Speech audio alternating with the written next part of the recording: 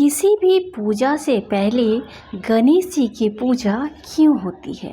यानी सर्वप्रथम गणेश जी की पूजा के बाद ही सारी पूजाएं शुरू क्यों होती है? आइए इस कथा को, इस संदर्भ को, इस रहस्य को हम उजागर करें। हिंदू धर्म में किसी भी शुभ कार्य को करने से पहले गणेश जी की पूजा करना अति आवश्यक माना गया है, क्योंकि उन्हें विघ्नहर्ता व रिद्धि सिद्धि का स्वामी कहा जाता है।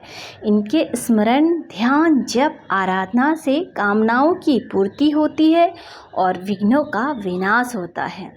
गणेश जी अति प्रसन्न होने वाले, बुद्धि के अधिष्ठाता और साक्षात प्रण स्वरूप हैं। गणेश का अर्थ है गणों का ईश, अर्थात गणों का स्वामी। किसी पूजा, आराधना, अनुष्ठान व कार्य में गणेश जी के गण कोई विघ्न बाधा न पहुँचाए, इसीलिए सर्वप्रथम गणेश पूजन कर उनकी कृपा प्राप्त होती है। प्रत्येक शुभ कार्य के पूर्व श्री गणेशाय नमः का उच्चारण कर यह मंत्र बोला जाता है। वक्रतुंड महाकाय सूर्यकोटि समप्रभा निर्विघ्नं कुरु मे देव सर्वकार्येषु सर्वदा। अर्थात विशाल आकार और टेढ़ी सूंड वाले करोड़ों सूर्यों के समान हे देव गणेश जी, समस्त कार्यों को सदा विघ्न रहित पूर्ण करे, संपन्न करे। वेदों में भी गणेश जी की महत्ता व उनके विघ्नहर्ता स्वरूप की ब्रह्म रूप में स्तुति व आह्वान करते हुए कहा गया है कि गणानां त्वा गणपतिं हवामहे कविं कवीनामु पस्रवस्तमम ज्येष्ठराजं ब्रह्मण्णा ब्राह्मण सप्त आन श्रीवन्ननीतिभिः सीद साधनम्। अर्थात तुम देवगणों के प्रभु होने से गणपति हो, ज्ञानियों में श्रेष्ठ हो, उत्कृष्ट रीतिबलों में श्रेष्ठ हो, तुम शिव के ज्येष्ठ पुत्र हो। अतः हम आदर से आपका आह्वान करते हैं, हे ब्राह्मण सप्त गणेश, आप अपने समस्त शक्तियों के साथ इस आसन पर आ जाइए, विराजमान हो जाइए। दूसरे मंत्र में कहा गया है कि निषुसीद गणपते गणेशु त्वामाहु विप्रतम कविनाम न रीते त्वत् क्रियते किचनारे महामक मघवाक मघवचित्रमर्ष्य। अर्थात हे गणपति, आप देव आदि समूह में विराजिए, क्योंकि समस्त बुद्धिमानों में आप ही श्रेष्ठ हैं। आपके बिना समीप या दूर का कोई कार्य नहीं किया जा सकता। हे पूज्य आदरणीय गणपति, हमारे सत्कार्यों को निर्विघ्न पूरा करने की कृपा कीजिए।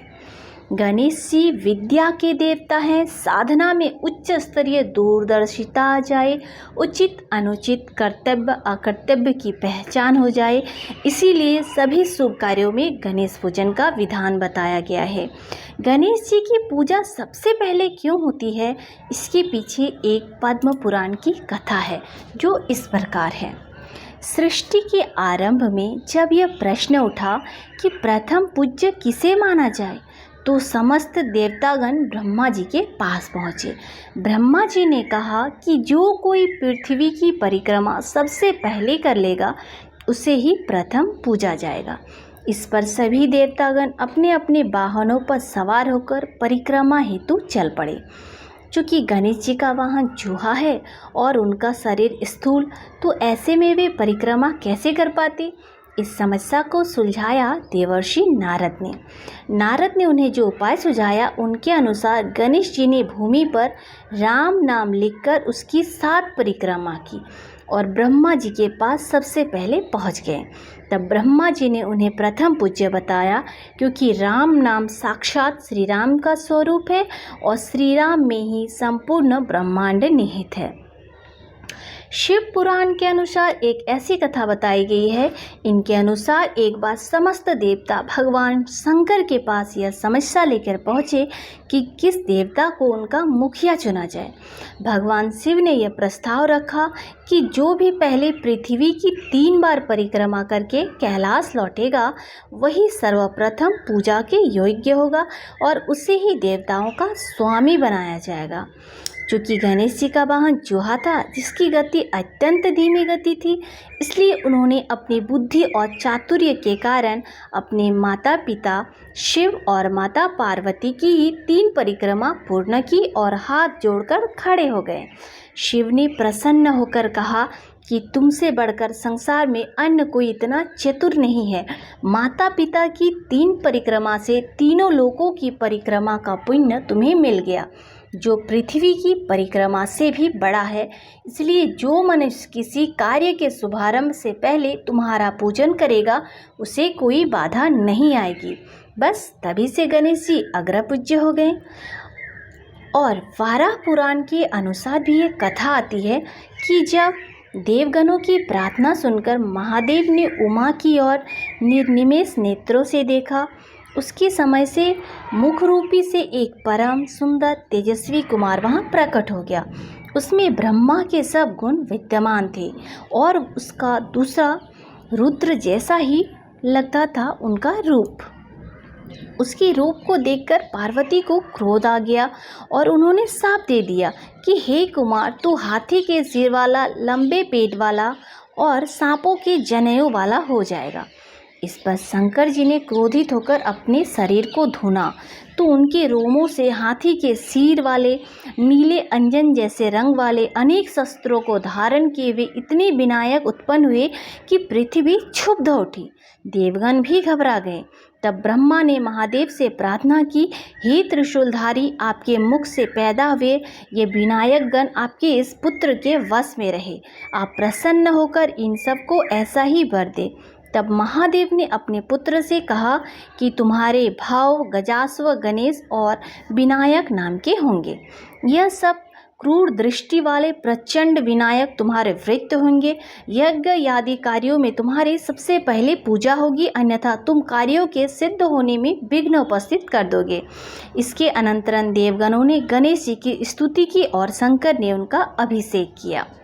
एक कथा यह भी आती है कि एक बार देवताओं ने गोमती के तट पर यज्ञ प्रारंभ किया तो उसमें अनेक विघ्न पड़ने लगे। यज्ञ संपन्न नहीं हो सका। उदास होकर देवताओं ने ब्रह्मा और विष्णु से इसका कारण पूछा। दयामय चतुरानन ने पता लगाकर बताया कि इस यज्ञ में श्री गणेश जी विघ्न उपस्थित कर रहे हैं और यदि आप लोग विनायक को प्रसन्न कर ले तब यह यज्ञ पूर्ण हो जाएगा। विधाता की सलाह से देवताओं ने स्नान कर श्रद्धा और भक्तिपूर्वक गणेश जी का पूजन किया। विघ्नराज गणेश जी की कृपा से यज्ञ निर्विघ्न संपन्न हुआ। तो इस प्रकार गणेश जी की सर्वप्रथम पूजा करते हैं हम, ताकि काम में कोई बाधा न आए। बुधवार को गणेश जी की पूजा के विशेष लाभ हैं, क्योंकि जितने भी देवता हैं वह भी अपने कार्यों को बिना किसी विघ्न से पूरा करने के लिए गणेश जी की अर्चना सबसे पहले करते हैं। तो आप भी किसी भी कार्य को शुरू करने से पहले श्री गणेशाय नमः अवश्य कहें, जिनसे कि आपके सारे कार्य निर्विघ्न संपन्न हो सके और आपको हर क्षेत्र में सफलता प्राप्त हो सके। तो ऐसी ही दिव्य, भव्य और भगवान से जुड़ी कथाओं को जानने के लिए चैनल को सब्सक्राइब अवश्य करें। वीडियो को लाइक कीजिएगा, शेयर कीजिएगा और कमेंट में जय श्रीमन्नारायण, ओम गं गणपतये नमः, जय गणेश अवश्य लिखिएगा। हर हर महादेव, श्री शिवाय नमस्तुभ्यम।